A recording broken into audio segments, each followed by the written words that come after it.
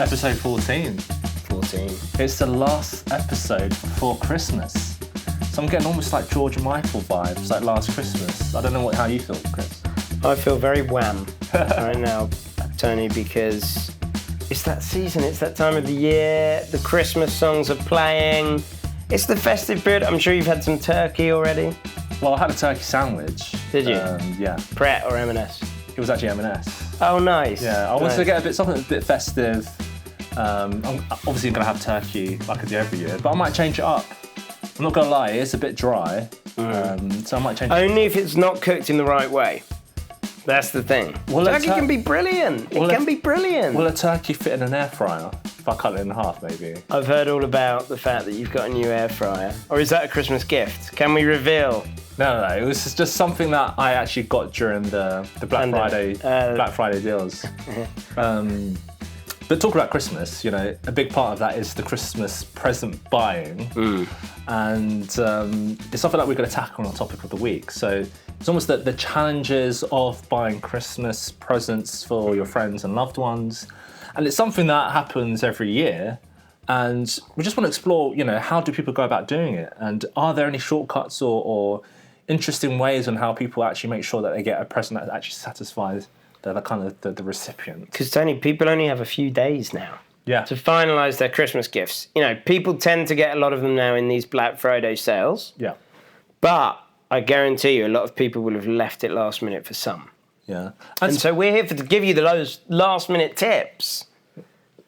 And also stuff to really explore is, we talked a lot about getting into debt last episode, and something that I actually feel quite strongly about is the idea of this kind of buy now, pay later. Yeah. So I feel like it's almost getting people into a trap, really. It's the idea of like they can get all the Christmas presents for now, just to go through the kind of the ceremony of Christmas presents, but they're going to be in a tough spot come the new year. Something to explore. Sometimes it's clearly a popular way of actually kind of buying stuff online that, you know, people wouldn't have it kind of tame with because they don't actually have enough funds in their bank account. It's quite sad, really, when you put it like that. Yeah. But hey, you know, it's a jolly time of the year, and to be honest, I haven't actually put my tree up so far. I don't know about you, Chris. No, I've put it up. Yeah? I've put the tree up. Yeah? Yeah, I'd say not this weekend, the weekend before. Yeah. And I did it mostly on myself. The missus just sort of watched. Is that something that you do every year? Is that a responsibility that lies with you, Chris? Not normally, but I think she was making dinner at the time. So I thought, right, I better do something useful. Did you put some Christmas music on? I did. I put the Christmas music on in the background. I brought the baubles out. Not those baubles. And a bit of tinsel on there as well. Nice. And it looks stunning. And another question, Chris. Is this an actual real tree, or is this something that is fake that you use every year? Because it's very important to me to save the planet. How many times I've got to say, I'm an environmentalist. So that is why I reuse the same Christmas tree every year. It's cost effective. It's cost effective. And you care about the environment. And we touched upon this about kind of first dates, about how can, you know, we save money, but also take care of the environment. And as I said, being conscious of the environment is not just something that you do one-off. It's a lifelong commitment. And one of the things that actually popped into my head is, where are the environmentalists around Christmas time? Because how many trees get chopped for Christmas? And don't get me wrong. Thousands. There are Millions. there are a lot of fake trees. But I'm just walking through the area that I live in, and I'm seeing a lot of real trees are getting sold. It might be more so in other countries like Northern Europe. It might be a bigger thing to actually have a real tree. Is that right? I'm just questioning it. I don't know. What are your thoughts, Chris? I think it's completely and totally wrong. You know, why? I think you've said this before. Saving the planet isn't just for one day. Yeah. It should be year round. You know, and you're absolutely right. I think if you tend to go into mainland Europe, they're even more into the real trees than they are here. Then we've got to look after the planet. And that is why I have a fake tree. And I don't tend to take it down until July. Because I'm just trying to get the most out of it. Again, saving the planet. Something for me to research on is, I just want to see what Greta Thunberg's position is on this. I'm sure she's covered it, But it might be a new, it might be higher up on the agenda for next year. She's Scandinavian, Tony. Maybe it's just a way of life. Yeah, but still, Swedish. Is that going to be a bit of a inner turmoil about the greater environment for traditions that, where she's come from? I know there's traditions of doing that, but for the greater good of the world, maybe she should address it in the new year. Just a thought. There could, she's gone after all the main bits. Should we tweet her? She might be listening. Tonight? She might be listening. She probably does. She could DM us if she wanted us to get involved. But yeah, I guess on top of the week, it's all about Christmas presents. If we move on to our segment 1, which is last Saturday's lotto result, it was a 3.8 million. So that would probably buy you a few good Christmas presents. It'll certainly buy you a few Christmas trees. Yeah. Well, who knows? Maybe not one of those really beautiful giant ones like the one in Covent Garden or. Oh, the Trafalgar's. No, they get that for free. But that one's from Norway. Yeah, they get that for That's free. another Scandi one, which just proves your point. They're even shipping that across from Norway. How much does that cost? Yeah, killing the planet, honestly. Yeah, I think we're onto something here, Chris. Yeah. This could be the best Christmas gift. We were talking in the last episode about adopting a turkey. Yeah. Well, why not adopt a Christmas tree and just say, look, you've saved one Christmas tree this year from being felled, from being chopped down. Okay, fine, you're not going to have one in your room this year. Yeah. But you know that you've saved one. You know what? It'll be funny, but, I think environmentalists will appreciate that.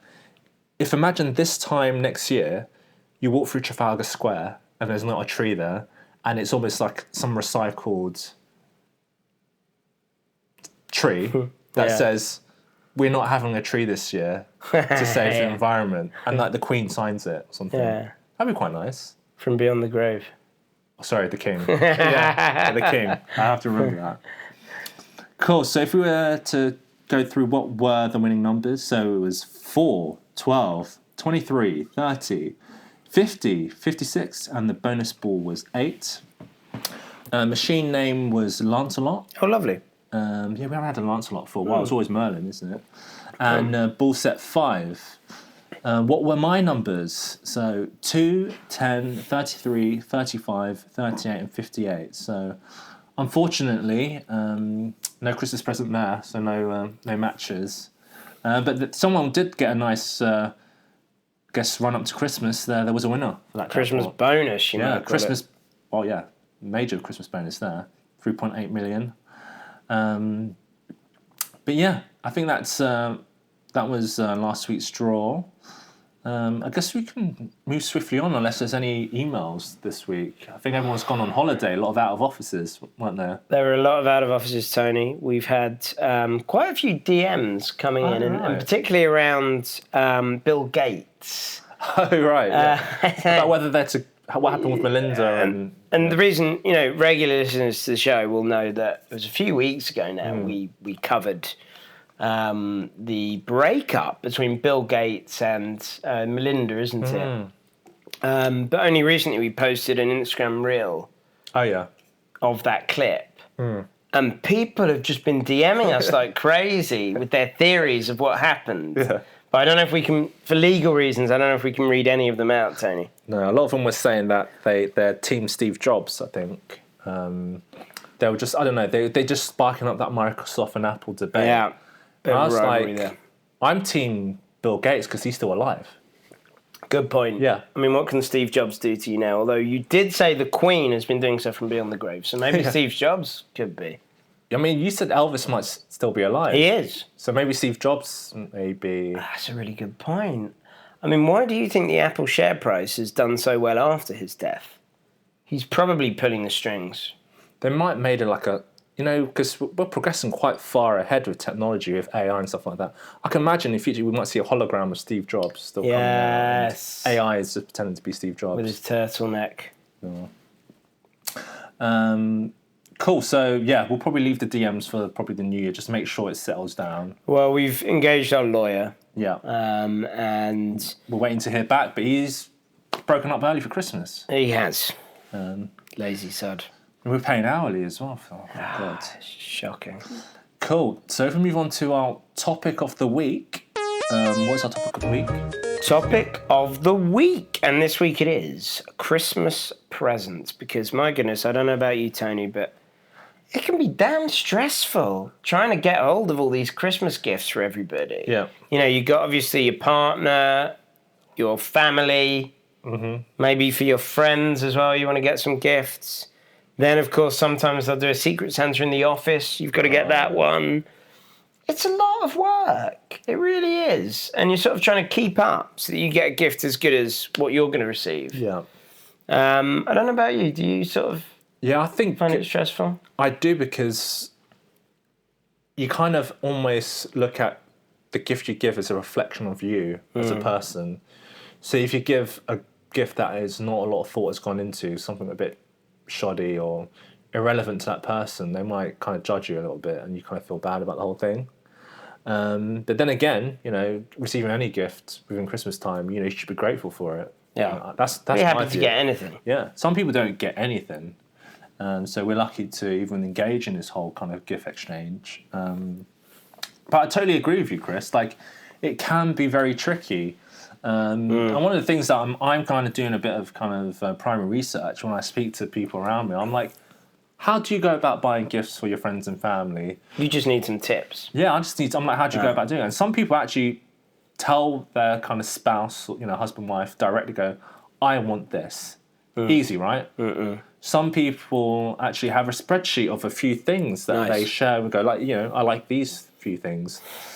So for me, I'm on the other end of the spectrum where I just like the surprise. I go, what do you think I would like? You know, surprise me, you know, with your creativity. Maybe we're losing a bit of that magic now. Yeah. You know, because with my family, for example, now, Tony, we have a shared note.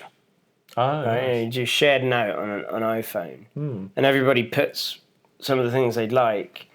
And it's got to the point now where if we get towards Black Friday and I haven't added loads of stuff, they're badgering me. Come on, Chris, you need to add more to your note, which is great in a way. Yeah. But what happened to the element of surprise? Yeah. I used to love, look, I might get surprised with a new pair of socks, with Lynx Africa gift set again. I miss that, Tony. I do. Well, what do you think? I agree, because you already know if you only had one or two things, it's got to be one of those two things, right? But my question is, like, do you each set yourself a budget? Because what if I wanted to put down PlayStation 5? Is that fair on the other person to go, yeah, I'm going to get you a PlayStation 5? I think you can obviously put stuff like that down on the off chance. You know, my dad put MacBook Air on his list this year. And That's pushing it. I don't know if he was going for grandma to get that for him, his mum, but I took a quick look and skipped past that one. Well, hey, you know, I've never done this. Is that how it works? You can actually put down literally your ultimate... Could I put down a Rolex watch? Yeah, it's a good point. Maybe I should have just done that and see what happens. See what happens. Yeah. But I think it's kind of, you know, there's an unwritten rule of... Okay. Keep it within a reasonable budget. Yeah. But yeah, it becomes a little bit, is it taking the fun and the surprise out of Christmas? I don't know. But what it does mean is you get what you want. You're not going to have a load of fluff filling up your home after Christmas Day. Yeah. Yeah, I mean, there's pros and cons with Going to landfill in a few weeks' time. You know, what would Greta Thunberg say about that? Oh, yeah. That's true. I don't know. Wouldn't some people actually go... They'll often go, oh, I got you these, but there's the receipt inside if you want to return it. Gift receipt. You have to go through the whole faff of returning it, and then like... Oh. Yeah, that's a faff in and of itself. You're right. Maybe it's more... This is more optimised, maybe. Okay, I can see that. I might try that. Something that also came up when people actually can't decide, and this is you might see this as a bit of a cop-out, is that they get vouchers. So I've seen stuff like an Amazon voucher is going to be super popular around Christmas time. I've seen stuff like Nando's voucher because it's a common chain that... That's more original. Yeah, original. Some people might think that's an ultimate cop-out. I don't know. I think it's fine. I mean, there's loads of things you can get on Amazon. Does it take away from the idea of... Is that a bit lazy? Maybe it takes away from the magic if it's Amazon. Yeah? Because, I don't know about you, you tend to buy quite practical things on Amazon. I don't know. But there might be electronics on there. They even have fashion on there now. Yeah. So it's kind of your one-stop shop. And there's almost anything you can get on there. But Amazon, yeah, I know that I just spend it on things like batteries, sellotape, pens. You know, I've got these recurring orders set up for stuff like that. And that just takes the magic. This is Christmas, Tony. It's meant to be a magical time of the year, isn't it? Yeah, I wouldn't be too disappointed with Amazon voucher because you can always use that to contribute to buying something bigger. It's like, oh, that's a nice little boost to me actually getting what I want. Yeah, I don't know. I think it's fine with vouchers, but I can see the point of view it being a bit of a cop out, and you know how much money is Amazon going to make? You know, you're kind of feeding a big business that's already making crap load of money. I mean, you could get it for a smaller. Yeah, a smaller shops, chain, like Prezzo, for example. I'm sure you would love to receive. I wouldn't mind that. You know, it's a place that I frequent, and you can say overall, if I go back to the Amazon point, is that cost of living, right? People are probably playing the lottery so they can actually afford, you know, just to live in a comfortable way. You know, they're struggling to make ends meet. That given a voucher, they can actually buy the essentials that they probably need. Yeah, which could be quite helpful rather than go, oh, you know, great, you bought me this kind of expensive thing that it just kind of is my mantelpiece. You know, I can look at it, it's nice to look at. But actually, I could do with the cash to buy an Amazon Essential coat, for example. Stuff like that. How much is an Amazon Essential coat? Is that quite reasonably priced? Yeah, I actually bought one the other day. Did you? Yeah. So there was a similar type of coat that you can get in Uniqlo. It's about 80 quid because it's a packable puffer jacket. Amazon Essential, 26 quid. Does it look the same? It looks basically the same. I haven't got it just yet, but it's more or less the same. It's 26 quid. The only thing that is maybe a deal breaker is that the zip side is on the kind of the more ladies. You know, because usually the zip is on the left side. Yeah. I think it's on the right side is one of the reviews I had. Okay. Oh, Tony. But 26 quid, you know, it's a saving. No, that would annoy me. Because obviously you're used to the zip being there. Yeah. No. That's a deal breaker for That's a deal breaker for me. Fair enough. Talking about, you know, getting into debt for Christmas, you know, having to spend quite a lot for presents, depending on how many people you have to buy for. And this is more relevant for the couples. So if a couple are short for cash, you know, whether they're husband and wife or husbands, you know, whatever the relationships are, you're in a couple, you can get quite creative. So the idea, we just talked about vouchers, but I don't know what you think about this, is the idea of giving your other half a voucher of your time. So, okay. So this could get quite interesting. So you can go, here's a voucher for an hour of whatever you want.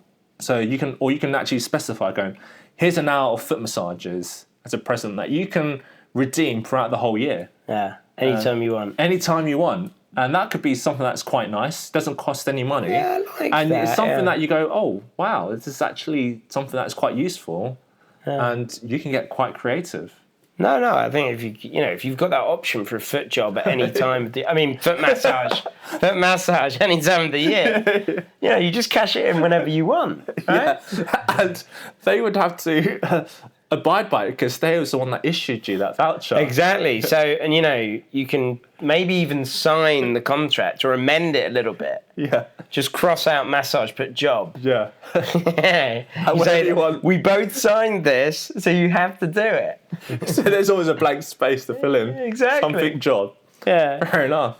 And the expiry date can end just before the next year, so you can have a new one every year. You've got to redeem it within that year. I like that. Yeah, or it could just be, look, an hour of you're going to take the bins out.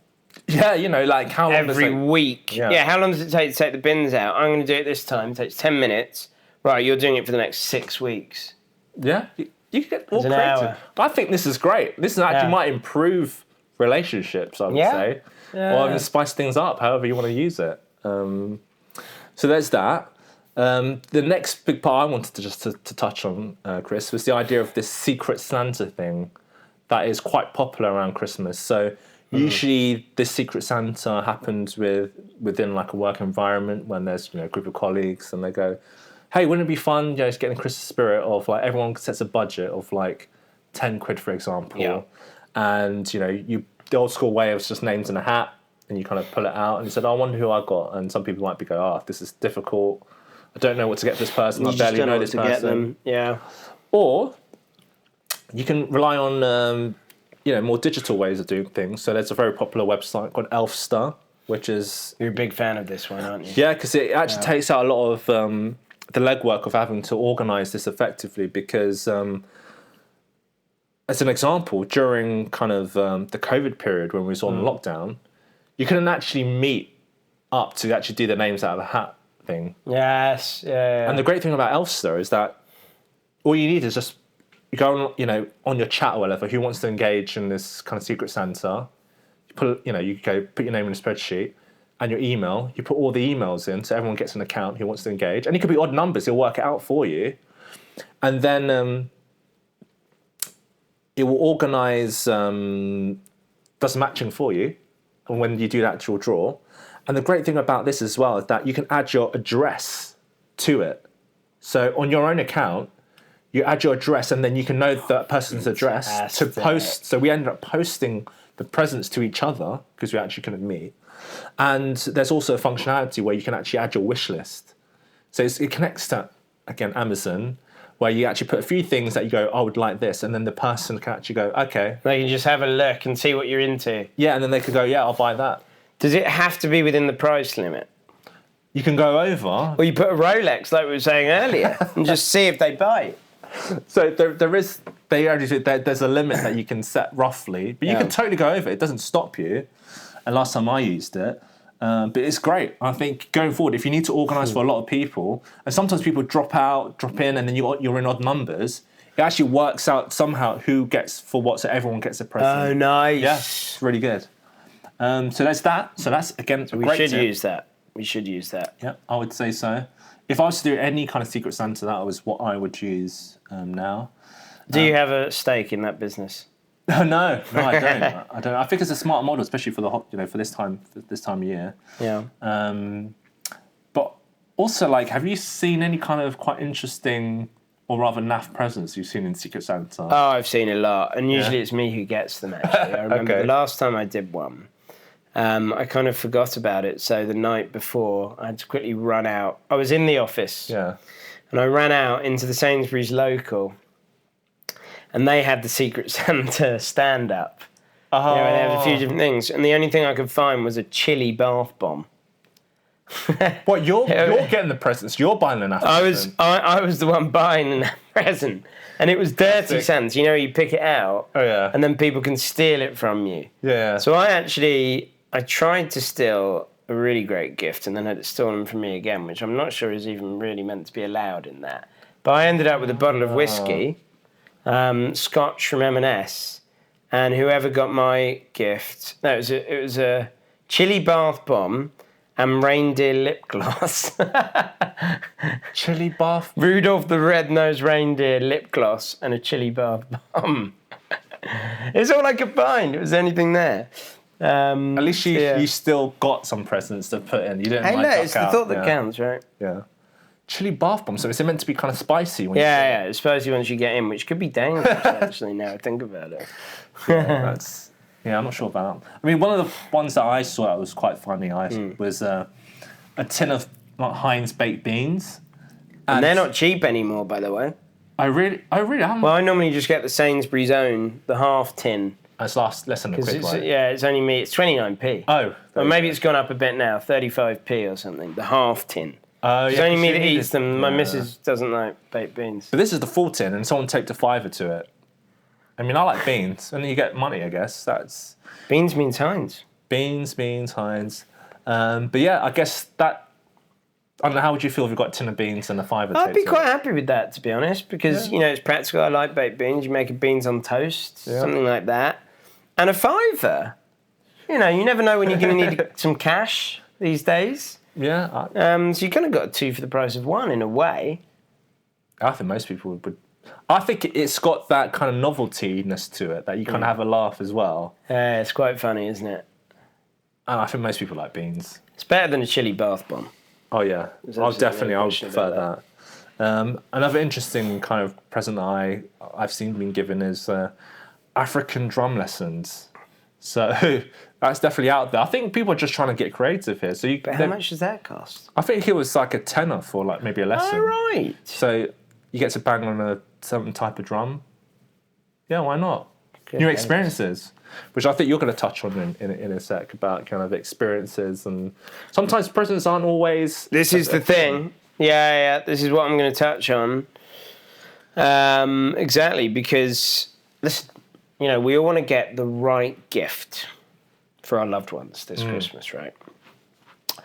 And what's interesting, Tony, is there's actually some research out there about what are the very best gifts to get.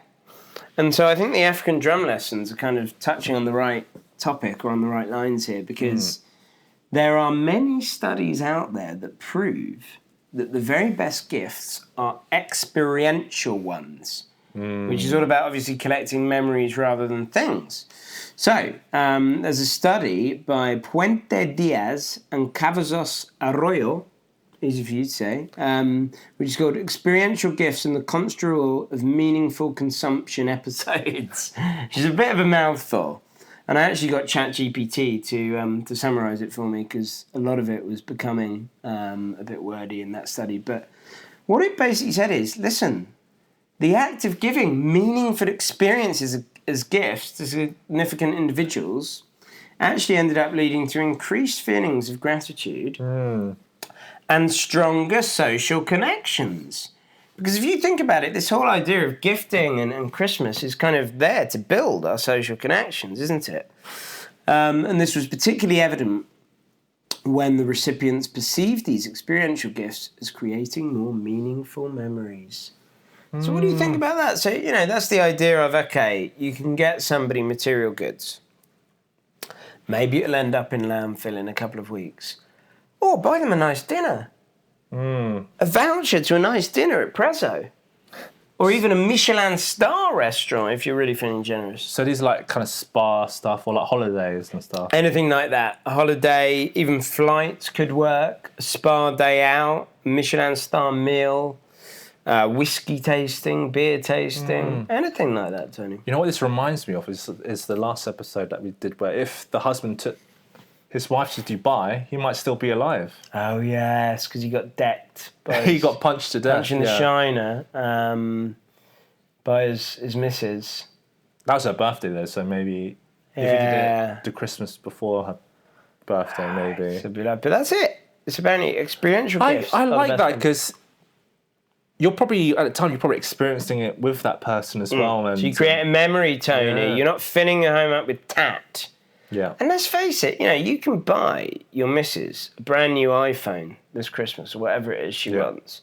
She's not really going to remember that in 10 years' time. But she would remember it if you bought her a trip, a holiday of a lifetime for the two of you to do together. Yeah. She'll remember those memories forever. Yeah. I think, holiday's great. I think for iPhone, you'll probably you'll be complaining about how slow and crap it is after a couple of yees. But Running out of battery all the time. Run out of battery. In fact, it might actually lead to her hating you even more. Yeah. But as long as, I think overall when it comes to gifting, as long as you've got the good intentions with the gifts. And I think... But how do we know? Unless we do a lie detector test, how are we going to know if actually it wasn't a malicious That's true. intent? Maybe there is something that, requires a bit of... grilling in terms of like what was the logic behind getting me this gift, Grandma? Because I imagine a scenario where a grandma, say for her grandson, adult grandson, for example, she might have heard through the mum going like, oh, he's growing up, he's really into like his whiskies, he can't stop talking about it, he's going to all these places, goes to Scotland and to try whiskey. And then I can just imagine the grandma being very innocent, come Christmas, she gives the grandson, a present that looks like a bottle, and she goes, I know you like whiskey, so I got you whiskey, I got you some Jack Daniels.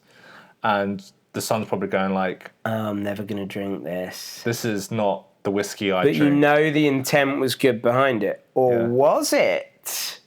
Yeah, it could be. It could be a bit of a... She might think, joke. this hipster twat I'm going to get him right where it hurts. Yeah, just put some Coke in it. It's fine. Yeah. No, it's just pretentious crap. But there's that kind of idea. It's all about the intention, I would say. That'd Good be like, intentions. if I bought you for Christmas, I know you like occasionally a beer. Yeah. If I bought you a pack of craft beer, Yeah. you'd be furious. It'll be You lost wouldn't on. drink It'll be lost on me a little bit. Yeah. It would be lost on You'd me. just say, look, I wanted a 24 pack of Bud Light, and that would have actually been cheaper. Yeah, I mean, I like easy drinking. Like a Foster's. That's what they drink in Australia. With a barbecue. I want that vibe, not like some dark beer that you drink in a chalice of some sort, and you have to actually really try to decipher the taste of it. Yeah. I want my beer tasteless and like water, because I feel like I'm getting hydrated. Well, but I'm Bud getting a Light's bit of a definitely buzz for you. Yeah, I'm getting a buzz as well. But speaking of bad gifts, Tony, Yeah. there's actually been some research done on Britain's worst ever gifts. Oh right, this should be interesting. So there was a survey done. What is the worst gift? And what do you think is the very worst gift that you can get? And we almost touched on this earlier, but there's a bit of a twist to it. If you're a kid, probably your parents getting divorced. That could be. That probably would be.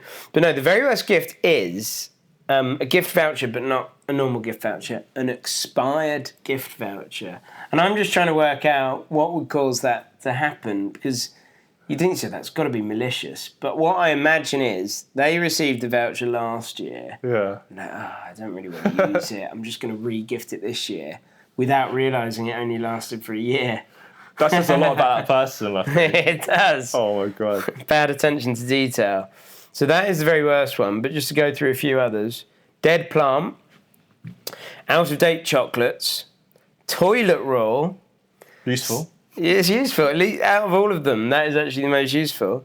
Something I gave them the year before: a wig, weed killer, something free from work, ill-fitting clothes, and a mop and bucket, which is quite bad as well. Imagine getting your... And just relevant to another one that we talked about the other week: 12-month dating subscription. Well, that's a good one. That's a good one if it's our app. If it's our app, Yeah. we'll take it. Yeah. Packet of risotto rice comes in at 14, which is so niche. Yeah. I'm quite interested in that one. But I think you once received quite a... Or can we not talk about that? We'll save it for another... We'll save it for next year. Next year. I'm just saying, like, you could get yourself in deep trouble if you were to get a mop and bucket, hair removal cream, and cleaning products. And a wig. And a wig.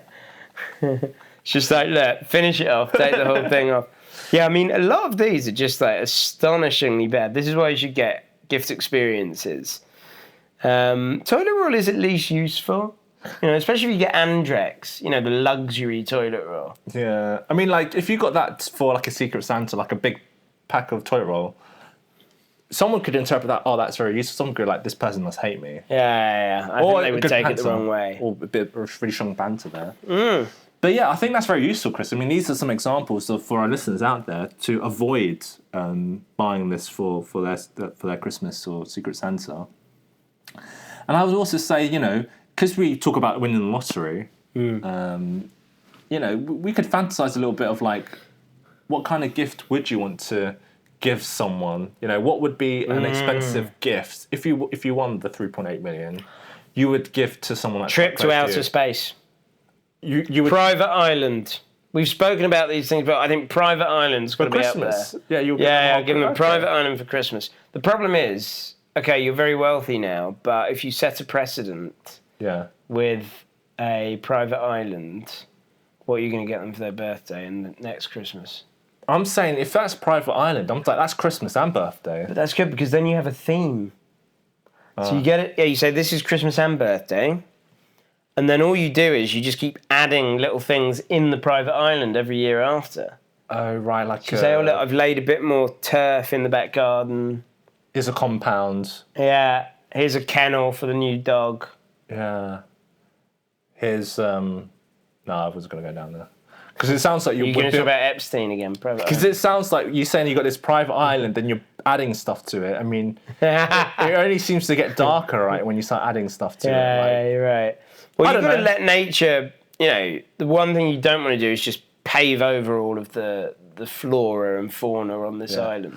To be honest, you might actually go, I pay for the private island, I actually need to get rid of the compound that's in there, so you might need to pay people to actually dig up, refill it, get rid of the bones and stuff. Just make sure they're all legal. Yeah.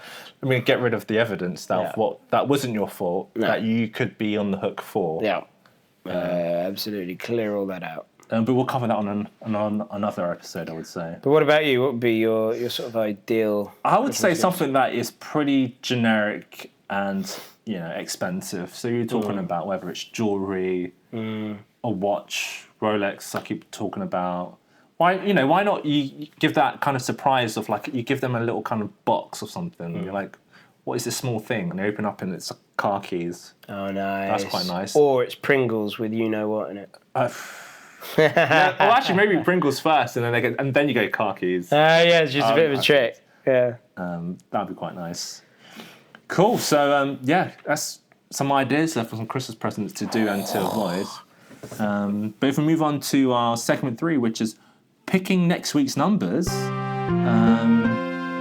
What numbers are kind of inspiring you in this Christmas period? Well, Tony, the number 40 is really inspiring me in this festive period. And the reason is that a shoplifter, aged 40, kicked co-op worker with high heel, threatened man with syringe, then did a poo on the floor. And this all happened in the co-op, which I just think is totally shocking. And Naisia Shilo was jailed for 1 year at Snaresborough Crown Court after admitting all of this took place. So it was a drug-fueled rampage. First, she was spotted putting coffee into her bag by a store assistant at the co-op. When she was confronted, she began shouting, let me go, even though no one was touching her. She then kicked out with her high heel, catching a kneecap, tried to barge out of the store. When a member of the public stepped in, she brandished a syringe needle, but was swiftly disarmed. But Tony, the real kicker is when she was taken to police custody and then to hospital, she did a poo on the floor. Did it say if that coffee was a Christmas present or for Secret Santa? It didn't say. But she did admit stealing £80 of chocolate and sweets from Co-op the day before being arrested. And who knows, maybe that was to be used for gifts of some type. It might not have been Christmas, birthday presents. She definitely left an unexpected present for the hospital workers. Right? Yeah, she absolutely did. But yeah, she's 40 years of age. And listen, she's a drug addict. And she needs all the help she can get, Tony. Especially at this time of the year, Christmas. Yeah, I mean, I just hope she gets the help that she needs. And, threatening someone for syringe, that is a bit extreme. But it is. But, in her defence, that is what she had to hand at the time. Yeah. Well, I guess that's kicking us off for the festivities. My next one that I had was the number 34. Okay. So the reason why I had number 34 was you're gonna like this one, Chris. We talk a lot about Prezzo, and the great thing about Prezzo is not only is it's just a very fine establishment for Italian food. They're pushing the boundaries in terms of research within the kind of the restaurant industry, really, and they did some very interesting research. And they found out, some headline from an article I read is that Gen Z faces menu anxiety when dining out, says study. So what Prezzo did, they actually did a survey, which is quite interesting. And it's something that I actually might touch upon before in our conversations, Chris. It's about the idea of, when you go to a restaurant, and sometimes you might go to quite a high-end restaurant where you sit down. True. Yeah. And there's a bit of a ceremony of sitting by the table. You might see all types, drinks menus, wine lists, whatever. It's only if you go Michelin star and they explain what's in every meal. Yeah. But they say it way too quickly, and you're like, I didn't catch any of that. Can you write it down? Yeah, you're like, I don't even know what I'm looking at. It's in a different language. There's no prices on this, or there's a bit of a song and dance and of them really just taking you through a story about the menu, and you're just standing there looking at them. He's like, do I make eye contact? Do I just keep nodding my head? Do I, what do you do? And it's this, I can understand this anxiety that happens about like, I just want this. How do you play it? Yeah, how do you play it? It's almost, And this is why what we need is a tablet in the middle of the table. Yeah. And you just punch in what you want to order, and that's it. And a robot brings it over to your table. This is why sometimes it's quite nice to go to like a Weatherspoon, where you could just you don't even order on your phone. Order from your phone. Table, just give it to me when it's ready. Yes. But this study, they've actually looked into this. So they interviewed 2,000 people just to gauge their comfort levels while dining out, because dining out is meant to be an enjoyable experience, right? And it certainly is when you go to Prezzo, right? Oh yeah. This is why they're at the forefront of actually being authorities in this area. And yeah, they've done the research, and a bit of highlight here. They said that the group that reported the most menu anxiety was Gen Z, with 34% of 18 to 24-year-olds admitting they ask other people at their table to speak to waiters on their behalf because they are too nervous to talk. That's a bit worrying, actually. Tony, I just think this is COVID and lockdown.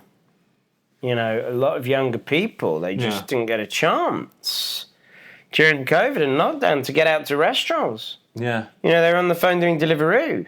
Yeah, they're like, am I being like, a bit too much to ask for water, extra water? Or they, there is a bit awkward when you're like, oh, this isn't. Would they even complain to send food back? Probably not. Because I get a bit awkward. Maybe when that. they say still or sparkling, yeah, they're too scared to say tap water. Yeah, possibly. I mean, these things I can relate to. I don't know about you, Chris. Can you relate to this stuff where you're in quite Sometimes you overthink it. intimidating environment, like a very nice restaurant? You might get a bit intimidated with. And have you ever said the wrong thing when you're asked a question? I don't think I have. I mean, it's a bit like what I was talking about a few weeks ago when I accidentally ordered the poussin. Oh, the poutine on the menu. I'm thinking someone. Must have mine gone blank or something. Yeah, I would say the most awkward thing is that when the food's come and then you're just letting it cool down, and then finally when you take a good mouthful, they come over and they go, "Is everything okay?" And you're like, I'm sure I've read Yeah. online waiters, you say they do that on purpose. Really? Yeah, they're waiting for you to have your first mouthful and wait until you're right in the middle of it, and then they come and say, "How's the food?" But yeah, I guess that is something that, this could be a problem for the future. Where I'm worried about this. I think it's quite good just to have a bit of banter with your waiter when you're there. And this is a solution we had on our app. Do you remember that you can pay extra for the waiter to come over and have a bit of banter and sort of forge a good relationship with you so that you impress your date? So that would probably take away all of this, wouldn't it? Yeah, and I'm also worried for the waiter or waitresses as well, because when you go to a nice restaurant, there's like service charge, right? You've got to pay for it. And they're going to be like, if I'm not having that banter with my customer, they're not talking, maybe they feel like they're getting anxiety that they're not doing a good job or they're not entertaining enough. So they might try harder and it becomes more anxiety inducing. Or maybe they feel like if they do get, the Gen Z person go like, oh yeah, let's just give them the service charge. They'd be like, I didn't feel like I've earned this. And then they get a bit of, again, kind of conscious about... They're overthinking it. Overthinking their anxiety, so I don't deserve this service charge or tip. So I'm sure that the staff at Prezzo are almost always going to put you at ease. Yeah. But yeah, it's true. I mean, obviously in a lot of those old school Michelin restaurant white tablecloth, there's a very prescribed expectation, I suppose, of how the waiter should behave or the waitress. And maybe that's too old-fashioned now, Tony. Yeah. Maybe we've got to make it more casual. And that's what the whole problem is here. I think you need to be options. Do you want... They should ask you, are you comfortable? When they ask for your allergies, they go, do you have any allergies? And that's ticking that box to make sure that, they're not going to give you something that will harm you, I guess. Yeah. They should also have on the list, after allergies, go, are you comfortable to communicate in person with a waiter or waitress, or would you rather order via our app? So that could be a solution. And I've got no problem with the waiters, but I think if you get that option just to do it on your app, and I must admit, they started doing it in some restaurants during COVID, didn't they? Yeah. Additionally. And then you can set your own tip. So, the pre-filtered one or whatever was 12% or 12.5%. Yeah. But you can just slide it down a little bit. And I was thinking, well, if the waiter isn't coming to serve me anyway, apart from to serve the food, I'm just going to slide that right down. And I kept going. It wouldn't go into minus figures. I don't know why. I wonder why, Yeah, but no, I did do it. Didn't. And if you go to certain countries, they actually have preset tip when you go to pay on the card machine. So you can't take it? Well, I worked that one out as well. Budapest in Hungary. But I did it by accident once. I touched it, and you can actually drag that scale down as well. So I just drag it down to about 1%. And actually, I don't want to sound bad. Maybe I'm sounding bad in this. But then, when I was in the US, so obviously, I don't know if it's still the case, but I went there a few years ago. You pay by card, and if you pay by card, they bring you a slip to write your tip. And normally they'll put 20, 25%. And my friend who I was with, they were like, oh yeah, we've got to put down 20, 25%. Yeah. I was like, after a while, I said, well, hang on. They don't know what we write until we've left. Yeah. And I'm never coming back here ever again. Yeah. And by the end of it, I was just putting 1%. Yeah. Because, okay, I get it, but it's not my fault that your country doesn't pay a high enough minimum wage. Yeah, that's a bigger debate, I would say. It is. But I would just say, you're right, you're never going to come back to that. But then you kind of get the bad service because they're already giving you the service. Yeah. Right? If you're a regular, then maybe that might be a different issue. Tony, I'm not made of money. Yeah, that's what we're trying to do here. Exactly. We're trying to win the lottery. And that could be another gift you could get for somebody. You say, right, I've bought you a gift voucher for a meal out. Yeah. And then you wrap up another gift and you just have a little piece of paper in there and it says, this is the tip that we're going to give to the waiter. Yeah, so the gift voucher and like cash tip. Exactly. But yeah, that's 34 for me. So 34% of Gen Zers don't feel comfortable enough to have a chat with a waiter, or they find it anxiety-inducing. Yeah, it's disappointing, but our app can help with that too. Yeah. So, next one for me is the number 4. And Tony, the reason for this is that, and you won't believe it, a family have found a baby owl living in their Christmas tree this Christmas. So this is actually a family who are in the US. And you know what they do every year? I think we were sort of talking about this earlier. We touched on, do you have a fake tree or do you have a real tree? Well, this family, every single year in the US, the White family of Lexington, Kentucky, pick their own tree, fell it, and bring it home. It was not until 4 days after they put it up in the living room and decorated it before they found that an owl was living in the tree. Wow, is that a good or bad thing? I can't tell. I would love to find an owl in my tree. But I don't know if the owl is comfortable living inside. Look, that's cute. So it's beautiful. Would you say, is that a Christmas pet or is that a Christmas dinner? Well, as we said, turkey's getting more and more expensive. Goose is almost out of the question. I reckon owl would be more moist than a turkey. I bet it would be. Have you ever... No, I've never had an owl. Of owl as a meat. Well, why is that? It's another bird. Yeah. You get turkey. But I think people do really like owls, don't they? They're just so cute. I reckon the eyes might be a delicacy somewhere. Yeah, probably. Cool, okay. But yeah, so the number 4, because it was 4 days before they noticed this owl. But I mean, Tony, that's actually one of the most beautiful decorations I've seen in a Christmas tree. See, these are the kind of Christmas stories I want to hear about this time of year. It's a Christmas miracle. Wholesome. It's a Christmas miracle. Yeah, there's a bit of a Harry Potter reference. No, is there owl? Oh yeah, what was it Hedwig? The owl. Okay. Very nice. So that number was 4. The number 4. Cool.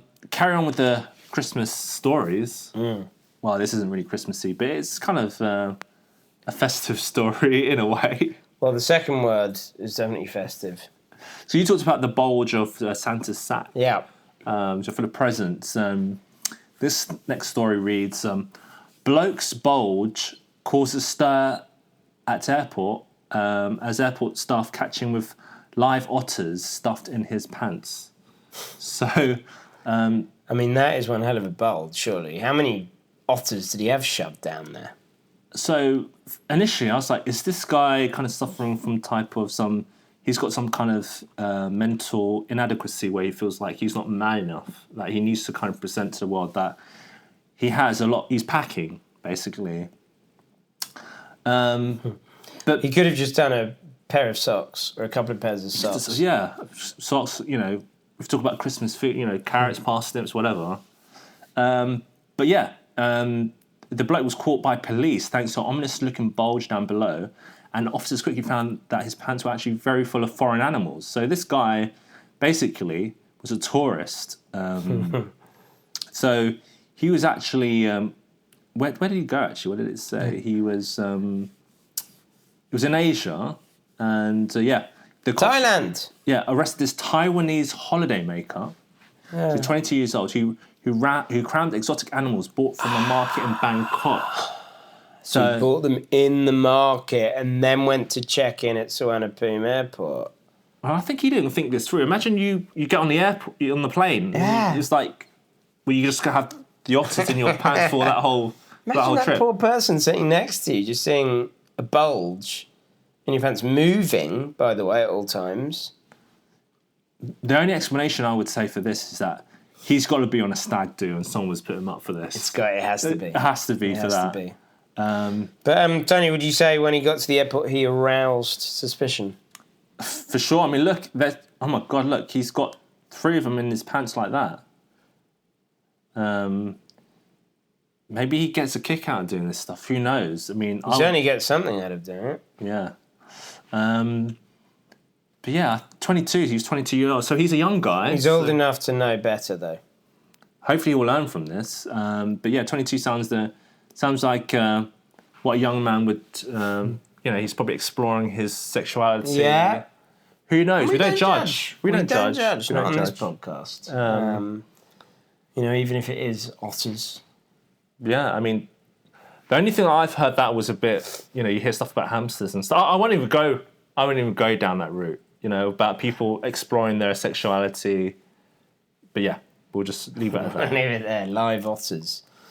But anyway, I've got a really, really uplifting festive story to sort of bring us back on track here, Tony. And the headline is, my dad knew I had won the lottery before I even checked the ticket. And this is just a beautiful story about another bin man who's won the lottery. Remember Mikey Carroll, of course, who is the famous lotto lout, as he was called at the time, who won it many years ago, blew the lot, had a great time, and actually went back to being a binman. Circle of life. The circle of life. And I hope Mal Duggan, who's the latest winner, doesn't sort of mess things up in his current job, because he may need it again, because he's only won £1 million jackpot. But he's very happy about it. And the reason that his dad knew he'd won it before he actually did himself is when the draw came round on December the 2nd, Tony, who's the dad, recognised his son's numbers 2, 4, 11, 23, 26 and 40 as they appeared on the screen. Right. Oh. So Tony actually knew the numbers off by heart, that they were the winning numbers, but he didn't want to say anything because he didn't know if he'd actually played. He might have forgotten to play. Oh. So what he did, he just called him out, very discreet. He just said, Mal, did you play the lotto last night? Fortunately, Mal had played the lotto. Those were the winning numbers. Sometimes you do forget, Mal said, but I would have been heartbroken if I wouldn't have done it that night. My dad said, you may just want to go online and check. So you see, he's getting very discreet. I like the style of this father. When I went online, I couldn't believe it. My jaw just dropped and I screamed, OMG, we are millionaires. Which I just think is fantastic. It's a heartwarming story for Christmas. I think he probably is going to get something nice for his dad for Christmas, I would say. Well, apparently he's going to get him a car. But I do have to call him out because he said, OMG, we're both millionaires. But that's not true because he only won £1 million. So... If you go halves, Yeah, unless he's keeping it all to himself. But then it'd only be one millionaire. So... What about the mum? The mum's not in the story at all. But what he did say is he also can now afford to buy a house for him and his girlfriend. We all currently live above a shop with my girlfriend's family, which is obviously fine, but all we've ever wanted is own a home of our own. Something we never believed would be possible. So doesn't that just lift your spirits this Christmas? See, he's an Everton supporter as well, and they're on the up as well. So it's all coming together. It's all coming together. He must be having the time of his life. And he actually had his photo taken at Goodison Park with his £1 million cheque as well. So I think he's having the time of his life right now. Wow, incredible. What a nice story there, you know. £1 million though. Especially with that one, Tony, doing the rounds, where this guy did remember to play his usual winning numbers. And there is another story doing the rounds that we didn't even want to touch on. Oh, yeah. Where they actually entered the lottery, got the winning numbers for telephone numbers, wasn't it? The jackpot. 182, wasn't it? 182 million. Was that Euro Millions? I think it was. And what happened is the direct debit on their lottery app or whatever hadn't gone through. And therefore, the winning ticket didn't go through that week. Oh, that's painful. They didn't have the funds in their account. I mean, it was pretty... They basically didn't have enough money in their account for the direct debit, right? Right, that was it. Yeah, so they didn't have the 250 in the account. I think it's a gesture of goodwill, Camelot, or whoever it is now, just pay it. Just pay it out. Come on. That is a tall ask for that. Or at least give them 1 million. You know, the rules are rules, you know, unless you actually physically buy it. You're right. Without rules, what would we be? Because we'll be millionaires then. Yeah. Yeah, we play it every week. We should be. Yeah, we should be. Should be soon. Cool. If I go, so that was, what number was that? Was it 47? That was number 47, Mal Duggan Binman, who is 47 years of age. Nice. For the last one, do you like burritos? I love burritos. Yeah. What's your favourite? I think out of all the chains, I used to like Chilango. Yeah. But they seem to have shut a lot of their stores down over COVID. Then you have Tortilla, which I think is also quite good. And there are some really good independent ones dotted around. Burrito Joe, let's do a shout out. Burrito Joe, which is in the city of London. It's a really good one. Do you, I mean, like what? Chipotle is probably my least favourite, but I still would scoff it down. Oh yeah, I mean, like, would you get chicken, beef, pork? Like, I normally go either chicken or pork, if it's sort of just diced chicken or pork. Yeah. I don't tend to go for the shredded meat. I'm not such a big fan. I like the kind of structural integrity of the diced meat. What about you? What would you tend to go for? It's guacamole as well, right? Yeah. I do this thing where, I usually kind of go for chicken because I have it all the time. Maybe beef sometimes. Yeah. I always get kind of guacamole on the side, separate, because then I can... And it's cheaper that way. Cheaper, I think you once taught me this. Yeah, you just kind of spread it on as you want, and then you can have it with the chips as well. I mean, the what do you call them? The tortilla chips. Yeah. Tortilla chips. But yeah, I actually quite admire, just watching them work, how they stuff it, and then they manage to kind of roll it quite tightly. And, I think there's a lot of confidence. They just stuff it so tightly. But, that's one of the things, though, because I remember back in the day when I was a student or whatever, just first job, I actually bought a big jar of guacamole. And then sometimes if I go to Chilango on the way home or whatever, I wouldn't buy guacamole, then I just stuff it with that. Is that any good, though? It's not, because and the thing is, it's not fresh.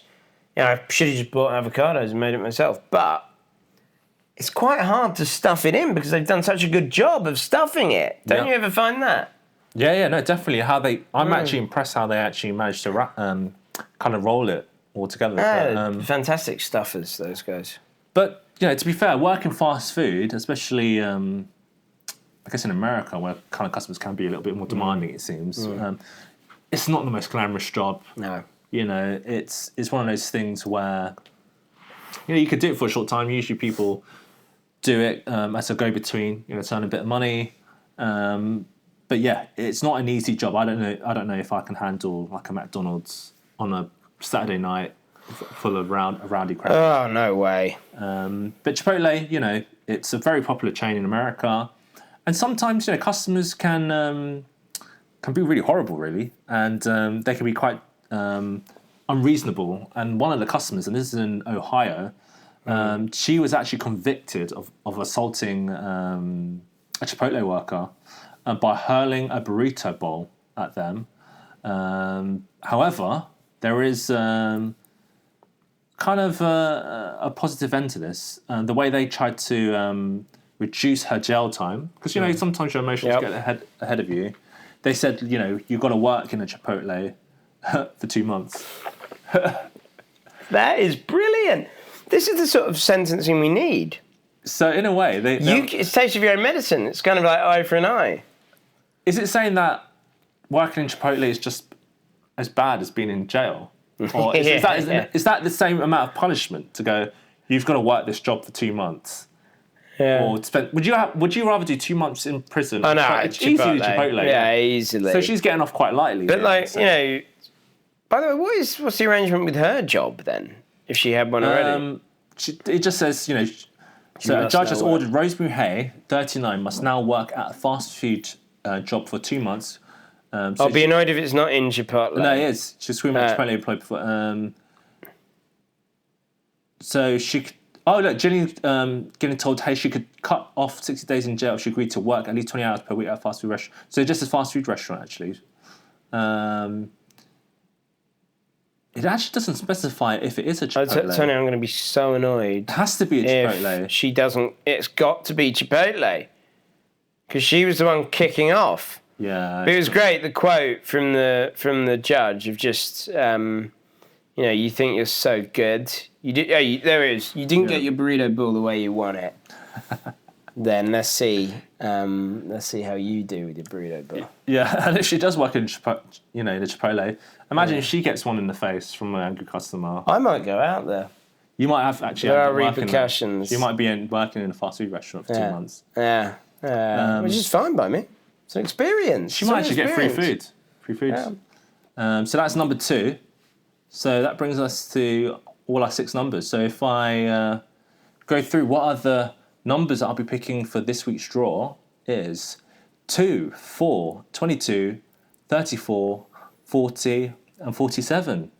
So hopefully we will win the lottery just before Christmas. Win a festive lotto, yeah. I mean, I can see it happening because... we've been manifesting this Christmas jackpot towards us. Yeah. Imagine you win on a Saturday. We've only got Sunday to get the presents in for Monday. That'll be a mad Tony, dash. I'm not upgrading any presents. I've bought them all. They can wait. Yeah. They can wait. We've already talked about this. I'm not telling anybody for a start. Yeah, that'll be... Actually, no, we've got to listen to our own advice. That'll give stuff away if we've gone with expensive presents. Yeah. Maybe for the missus. I'll upgrade her... gifts even more. But and those gifts were damn expensive to start with, by the way. Wouldn't you go all experiment? Was it not experimental? Private Island. No, experiential. Oh yeah. I've already bought one experiential. Oh really? She's opened them because don't worry. You could do that whole thing where you just go after Christmas Day. You go boom, airport, business class, first class to where? Off the top of your head. Oh well, I'd probably go Thailand. Have you been there before, though? But it's worth it, isn't it? You can do everything there. Or maybe Maldives. I know she wants to go Maldives. Maldives. Like, sweet. Or Sri Lanka's a hot destination, isn't it? All-inclusive, top end. That would be nice. What a Christmas. I've never spent Christmas in a hot country. Have you ever spent I have. Yeah, what was that like? It was good. I've done it, obviously, Thailand. I did it when I lived there. But it wasn't really the same sort of thing. But I also spent Christmas once in New Zealand. Hold on. Where did you spend Christmas in Thailand? Pattaya? It definitely wasn't Pattaya. Are you sure? So there were lots of presents on the... I'm joking. No, it was in near Bangkok. And with the other sort of foreigners, we went to a steak restaurant. It was real places doing it. But, they sort of celebrate Christmas, but not properly. So you have like a Santa in the Tesco and things like that, but it's all a bit half-hearted. But I also do it in New Zealand, and my God, I've never seen so much ham in my whole life. Yeah, so everyone will have like a big thing of ham for Christmas. Maybe some turkey, but obviously they do the barbecue as well. Oh, because it's summer, so you can go outside. Oh, wow. So it's really good. It's really good. That's so odd. I've never had Christmas where it's been like hot. Yeah. I just think that's so alien. But hey, if we win the lottery, I might give it a try. We'll do it. We'll do it for sure. I guess for us, it's going to be Christmas break, and we won't be back to the new year. So all we'll say is that stay safe over Christmas. Take safety very seriously. Don't overdrink, but do be jolly. If you don't drink, that's fine as well. Is it? Yeah. Well, I apologise. And if it gets icy and it gets cold, just stay inside. You can't take any risks. Yeah, and I would say, Merry Christmas from Win Me the Lottery. Merry Christmas and a happy new beer. Goodbye. Ciao.